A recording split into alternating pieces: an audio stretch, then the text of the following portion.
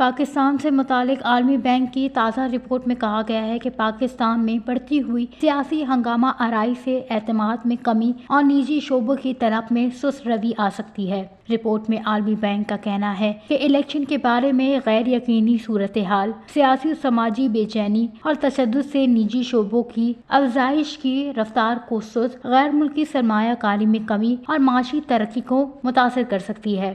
Report کے مطابق رواں سال پاکستان اور جنوبی ایشیائی ممالک میں الیکشن کا انعقاد ہوگا۔ ایسے جنوبی ایشیائی ممالک جن کی مالی پوزیشن کمزور ہے، ان میں الیکشن پر اٹھنے والے اخراجات سے مالی کمزوریوں میں اضافہ ہوگا۔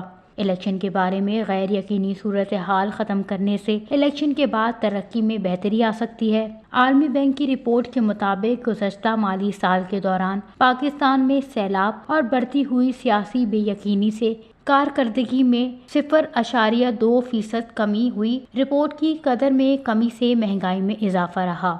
رپورٹ کے مطابق گزشتہ سال کے آخر میں روپے کی قیمت میں استحکام آیا، جس کی وجہ سے غیر ملکی کرنسی مارکیٹ میں قوانین پر سختی سے عمل درآمد، رقم کی سپلائی میں کمی، ادائیگیوں کے توازن میں سرپلس رہنا، درآمدات میں کمی اور چینی قرض کی ادائیگیوں کا مؤخر ہونا ہے۔ اپنی رپورٹ میں عالمی بینک کا کہنا ہے کہ رواں مالی سال کے دوران معاشی آؤٹ لک دباؤ میں رہی، معاشی ترقی کی شرح 1.7% رہنے کی توقع ہے۔ مہنگائی میں کمی کے لیے مانیٹری اور فسکل پالیسی سخت رہے گی، جس سے ادائیگیوں میں اضافہ ہوگا۔ رپورٹ کے مطابق پاکستان، نیپال اور افغانستان جیسے ممالک میں سیکیورٹی خطرات کی وجہ سے معیشت کو زیادہ خطرات ہیں۔